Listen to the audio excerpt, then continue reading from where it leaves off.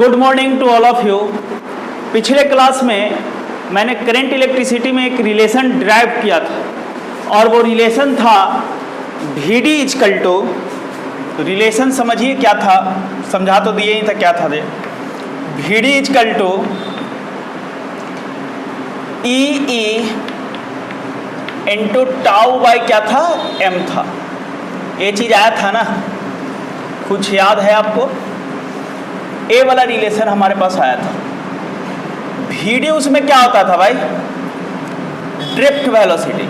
क्या होता था? Drift velocity. टाउ क्या होता था? Relaxation time. रिलैक्सेशन टाइम यही होता था ना, बोलो यार, यही होता था। चलिए अब थोड़ा चीज समझिए। एम तो पता ही है, मास ऑफ इलेक्ट्रॉन। ई तो पता ही है, चार्ज ऑन इलेक्ट्रॉन। और कैपिटल ई तो पता ही है, इलेक्ट्रिक फील्ड। इसमें एक माइनस भी लगा हुआ था। इसको मैं इतना भी लिख सकता हूँ, वी डी इजकल टू, इतना भी लिख सकता हूँ, V D is equal to E tau by M. Minus sign को हटा भी मैं सकता हूँ। क्यों? क्योंकि माइनस क्यों आया था, याद करो तो। माइनस ही इसलिए आया था ना क्योंकि इलेक्ट्रॉन पे निगेटिव चार्ज था, तो फोर्स लगा था क्यू ई। क्यू का वैल्यू माइनस ही था, तो मैंने माइनस ही रख दिया था, है ना। अगर मैं पॉजिटिव कोई चार्ज का बात करूं तो क्या हो जाएगा? प्लस ही रहेगा, होगा ना यार। तो चलिए इसको मैं इतना भी लिख सकता हूं, V D is equal to E tau by M. अब थोड़ा सा समझो आगे। हमारे पास करंट का इक्वेशन था भाई, क्या था? I is equal to N E A V D. बोलो, था करंट का इक्वेशन था ना। अच्छा, अब सोचो अगर आई बाई ए मैं कर दूं, ए को इधर ले आऊं तो क्या आ जाएगा? N E V D. बोलो, होगा। और करंट अपॉन एरिया क्या कहलाता है? Current density. तो क्या आ जाएगा? J equal to N E V D. बोलो, आ जाएगा। यानी कि मैं लिख सकता हूं J equal to N E V D का वैल्यू कितना आया? ई टाउ बाई कितना हो गया? एम। बोलो, इतना लिख सकता हूं? बोलो भाई, लिख सकता हूं ना। चलिए अब थोड़ा सा आगे देखिए, अगर इतना लिख सकते हैं तो अब आगे क्या होगा कि J इजकल टू मैं क्या लिख सकता हूं? N E square tau by M into E. बोलो, लिख सकता हूं। अब थोड़ा सा देखिए, ए वाला जो टोटल टर्म है, कौन सा? ए वाला, ए वाला। ये टोटल जो टर्म होगा वो कांस्टेंट होगा। क्या होगा? कांस्टेंट टर्म होगा। कैसा टर्म होगा? Constant term. कहोगे कैसे? जो सुनो, इसमें n क्या है, जो बताइए। n क्या है भाई? बताइए। Number of electron per unit volume, पर यूनिट वॉल्यूम। इस कांस्टेंट को मैं सिग्मा से भी रिप्रेजेंट करता हूं। तो देखो, नंबर ऑफ इलेक्ट्रॉन जो पर यूनिट वॉल्यूम होगा किसी भी कंडक्टर के लिए क्या रहेगा? कांस्टेंट रहेगा, रहेगा ना। अच्छा, अब समझो। ई क्या है? Charge on electron, charge on electron. ए भी क्या रहेगा? कांस्टेंट ही रहेगा। एम क्या है? Mass of electron, mass of electron. ए भी क्या रहेगा? कांस्टेंट ही रहेगा। टाउ क्या है? Relaxation time, relaxation time. ए भी क्या रहेगा? किसी भी कंडक्टर के लिए कांस्टेंट रहेगा। तो ये चारों को चारों जो होगा किसी भी कंडक्टर के लिए, किसी भी पार्टिकुलर एक कंडक्टर के लिए क्या होता है, कांस्टेंट होता है। तो फिर इसकी भी वैल्यू क्या हो जाएगी, कांस्टेंट हो जाएगा। इसकी जो वैल्यू कांस्टेंट हो जाएगी, इस चीज क्या कहलाता है, सिग्मा से भी हम इसको रिप्रेजेंट करते हैं। तो जे को फिर मैं क्या लिख सकता हूं, देखो तो ये टाउ है, तो फिर मैं जे को क्या लिख सकता हूं भाई, जे को तो फिर मैं सिग्मा ई भी लिख सकता हूं।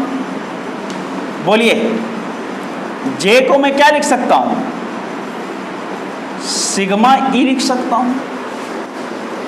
इस सिग्मा को कंडक्टिविटी ऑफ मटेरियल भी बोलते हैं। इस सिग्मा को क्या बोलते हैं, conductivity of material. Conductivity of material. Material एक कंडक्टिविटी क्या होता है, बता सकते हो? कंडक्टिविटी का मतलब क्या? अब सोचो थोड़ा सा। अगर कंडक्टिविटी किसी कंडक्टर का ज्यादा होता है, इसका मतलब कि वो गुड कंडक्टर है। पहले सुनिए, पहले आप इतना लिखिए, आपको हम 2 मिनट का टाइम दे रहे हैं, उसके बाद हम आगे बढ़ेंगे। पहले इतना लिखिए, उसके बाद हम आगे बढ़ेंगे, नेक्स्ट टॉपिक पे मूव करेंगे, लेकिन पहले उसके पहले आप इतना लिखिए, फटाक से लिखिए, जल्दी।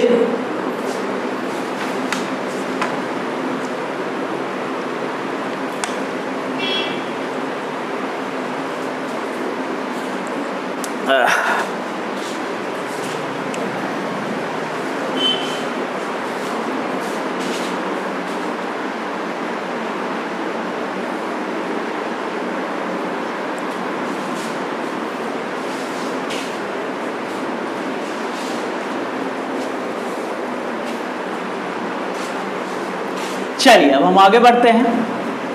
तो इसको मैं हटा रहा हूं, देखो इधर।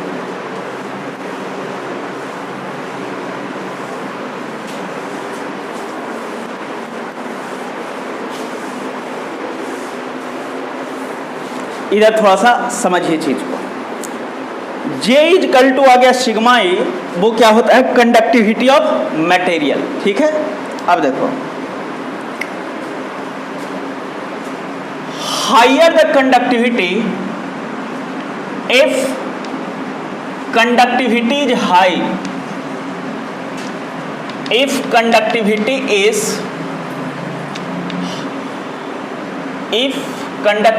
is high, it means good conductor. It means good conductor. Good conductor. अब सोचो, अगर कंडक्टिविटी बहुत ज्यादा होगा किसी भी कंडक्टर का,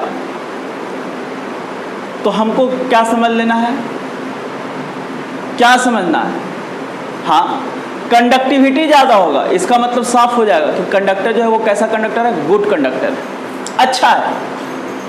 करंट का उसमें क्या हो जाएगा, अच्छा फ्लो होगा, रेसिस्टेंस क्या होगा, कम होगा। ये सारा चीज आपको क्या करना है, समझना है।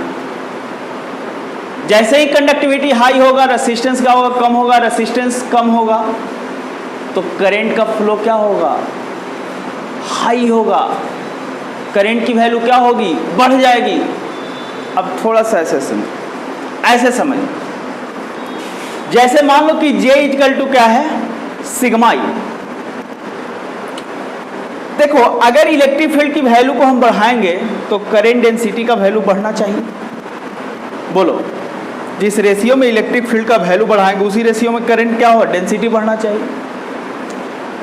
अब थोड़ा सा समझिए कि अगर मान लो कि सिग्मा की वैल्यू बहुत कम रहेगा, मतलब कंडक्टिविटी क्या होगा, बहुत कम होगा, तो करंट इलेक्ट्रिक फील्ड की जब आप वैल्यू बढ़ाइएगा तो आपको पता क्या चलेगा कि करंट डेंसिटी नहीं इंक्रीज हो रहा है, करंट डेंसिटी उतना नहीं इंक्रीज हो रहा है जितना इलेक्ट्रिक फील्ड बढ़ा रहे हैं। तो जिस रेशियो में इलेक्ट्रिक फील्ड बढ़ा रहे हैं उस रेशियो में अगर हमको करंट डेंसिटी नहीं इंक्रीज कर रहा है इसका मतलब उस कंडक्टर का कंडक्टिविटी क्या होगा, लो होगा। अगर कंडक्टर का सिग्मा ज़्यादा होगा, कंडक्टिविटी ज़्यादा होगा, तो थोड़ा सा ही इलेक्ट्रिक फील्ड बढ़ाइएगा कि करंट डेंसिटी क्या हो जाएगा, बढ़ जाएगा। समझ रहे हो ना चीज़ को, आ रहा है ना समझ में। तो ये चीज़ होता है कंडक्टिविटी। तो high conductivity, if conductivity is high it means good conductor. अच्छा, एक होता है resistivity.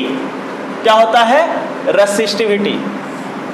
O1 by sigma, O1 by sigma, इस चीज को हम बोलते हैं रेसिस्टिविटी। रेसिस्टिविटी समझ रहे हो। तो 1 बाई सिग्मा का जो हम बोलेंगे रेसिस्टिविटी, तो कितना हो जाएगा बताओ, सिग्मा का वैल्यू कितना, हाँ NE square tau by M, यही होता है ना। तो कितना हो जाएगा, 1 by NE square tau by M, तो कितना हो जाएगा, m by NE square tau. तो रेसिस्टिविटी कितना आ जाएगा, समझिए। रेसिस्टिविटी जो हो जाएगा वो कितना हो जाएगा भाई, m by NE square tau. बोलो हो जाएगा ना। अब थोड़ा सा समझो, रेसिस्टिविटी क्या करता है, हाँ, इट अपोज द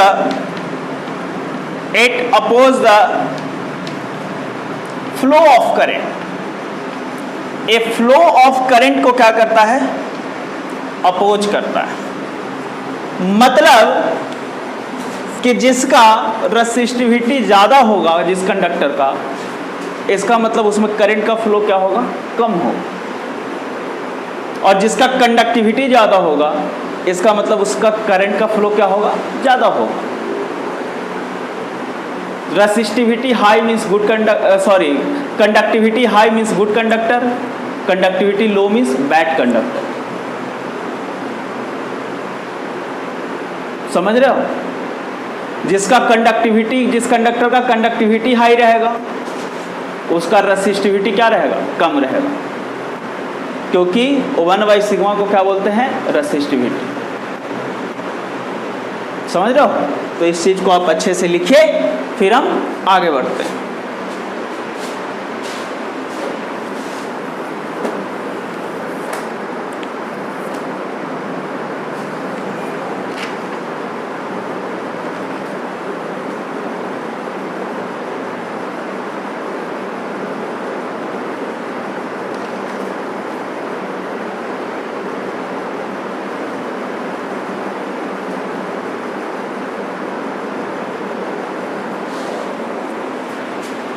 चलिए हो गया, अब हम आगे बढ़ें।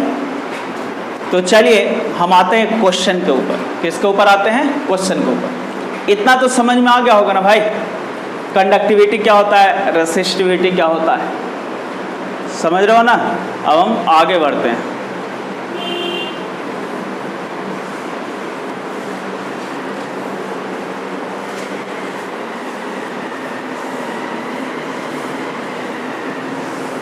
अब देखो एक क्वेश्चन की बात करते हैं। सबसे पहले क्वेश्चन लिखिए क्या है। क्वेश्चन देखो, हमारे पास एक नॉन यूनिफॉर्म क्रॉस सेक्शन का वायर है, मतलब इस टाइप का।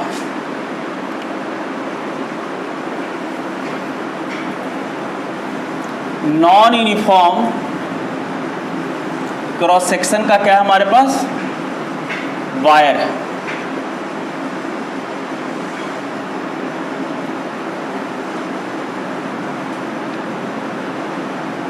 इसका यहाँ का 0.1 है और यहाँ का 0.2 है।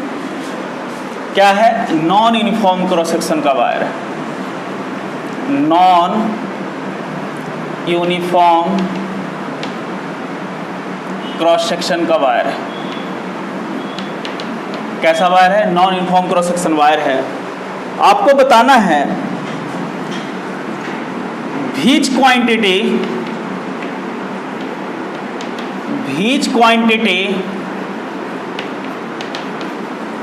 remains constant at point 1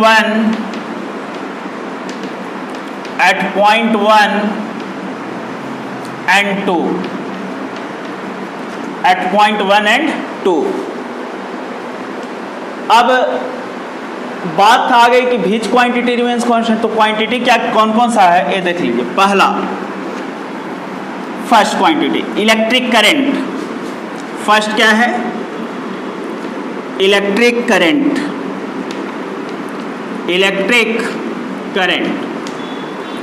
second quantity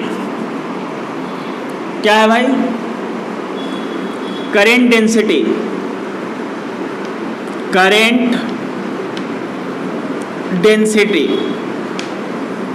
third क्या है भाई इलेक्ट्रिक फील्ड,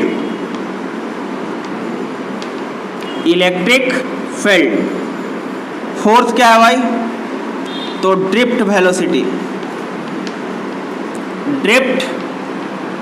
वेलोसिटी। ये चारों में से आपको बताना है कि इसमें कौन कौन सा जो है क्वांटिटी वो 1 और 2 दोनों पे सेम होगा। चलिए तो फर्स्ट में क्या होगा इलेक्ट्रिक करंट, इलेक्ट्रिक अगर करंट की बात मैं करूंगा तो क्या हो जाएगा वो I1 इक्वल टू क्या होगा I2। करंट क्या होगा पोजीशन 1 और पोजीशन 2 दोनों पे क्या होगा सेम होगा, क्योंकि 1 सेकंड में जितना करंट यहाँ से इस एरिया में आ जाएगा उतना ही करंट इस एरिया से 1 सेकंड में क्या होगा बाहर निकलेगा, क्योंकि बीच में इलेक्ट्रिक करंट रुकने का कोई जगह नहीं है, चार्ज को बीच में रुकने का कोई जगह नहीं है। तो डेफिनेटली जितना टाइम में जितना करंट जाएगा उतना ही टाइम में उतना ही करंट क्या होगा बाहर की ओर फ्लो होगा। समझ गए? तो करंट क्या होगा सेम होगा। इस चीज़ का डिस्कशन हमने पहले भी कर दिया है। सेकंड पॉइंट आइए करंट डेंसिटी। तो देखो करंट डेंसिटी का बात करते हैं। अब सोचो I इक्वल टू क्या होता है, अगर मैं I1 लिखूं तो करंट इक्वल टू क्या होता है, हाँ, या करंट डेंसिटी इक्वल टू क्या होता है जल्दी बताओ। J1 की अगर बात करूं तो क्या होगा I1 equal to I2 equal to मैं मान लेता हूं ये क्या है I मान लेता हूं, ठीक है। तो J1 इक्वल टू क्या हो जाएगा I/A1 और J2 इक्वल टू क्या होगा I/A2, दोनों जगह के करंट क्या होगा सेम होगा। अब सोचो A1 बड़ा या A2, अगर इसका एरिया A1 है और इसका एरिया A2 है तो दोनों में कौन बड़ा A1 बड़ा। तो जब A1 जितना बड़ा होगा J1 उतना ही क्या होगा कम होगा। तो मैं बोल सकता हूँ ना कि J2 जो है वो ग्रेटर देन होगा किससे J1 से। बोलिए बोल सकता हूँ ना। चलिए अब हम लोग आते हैं थर्ड क्वेश्चन के ऊपर। थर्ड क्वेश्चन किसकी बात कर रहा है, कहाँ पे बना दूँ थर्ड, आइए यहाँ पे बता देता हूँ। थर्ड क्वेश्चन पे आइए। थर्ड क्या बोल रहा है इलेक्ट्रिक फील्ड के बारे में। अब देखो बोला है कि इलेक्ट्रिक फील्ड 1 पे ज़्यादा होगा कि 2 पे ज़्यादा होगा कि दोनों पे सेम होगा इक्वल होगा। तो देखो J इक्वल टू क्या होता है बाबू सिग्मा ई, बोलो होता है। अब सोचो थोड़ा सा कि AJ जो है इतना इक्वल टू होता है सिग्मा ई, और A वाला सिग्मा क्या है कांस्टेंट। तो जहाँ का करंट डेंसिटी बड़ा होगा वहाँ का इलेक्ट्रिक फील्ड बड़ा होगा, क्योंकि J इज डायरेक्टली प्रोपोर्शनल क्या चाहिए भाई E। तो कहाँ का J बड़ा है करंट डेंसिटी 2 का, तो E2 इज ग्रेटर देन क्या हो जाएगा E1 हो जाएगा। जहाँ का J बड़ा वहाँ का E बड़ा, H तो कांस्टेंट, तो E2 is greater than E1 हो जाएगा। चलिए फोर्थ आते हैं। फोर्थ में क्या कहता है? Drift velocity. तो ड्रिफ्ट वेलोसिटी मैं कैसे निकालूं, जो बताइए। ड्रिफ्ट वेलोसिटी पता करना, कहाँ का ज़्यादा।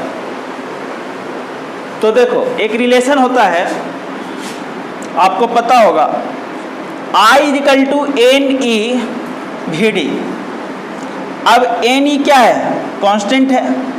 किसी भी कंडक्टर का number of electron per unit volume क्या होगा? कांस्टेंट। ई क्या है? Charge on electron. क्या होगा? दोनों क्या होगा? कांस्टेंट होगा। अरे बोल यार, होगा ना। अच्छा अब सोचो कि I equal to N E V D, sorry I equal to N E A V D, बोलो होता है ना, N E A V D. तो एन ई क्या है? कांस्टेंट। यानी कि वीडी की अगर बात करोगे तो वीडी इक्वल टू क्या हो जाएगा? जल्दी बताना।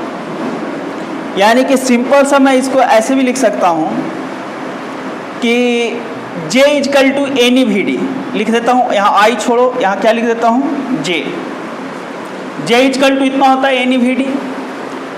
अब जिसका करेंट डेंसिटी की वैल्यू जिसका ज़्यादा होगा उसका ड्रिफ्ट वेलोसिटी भी ज़्यादा होगा। वहाँ पे जहाँ पे करेंट डेंसिटी का वैल्यू ज़्यादा होगा वहाँ पे ड्रिफ्ट वेलोसिटी भी क्या होगा? ज़्यादा होगा। करेंट डेंसिटी कहाँ पे ज़्यादा है? 2 पे।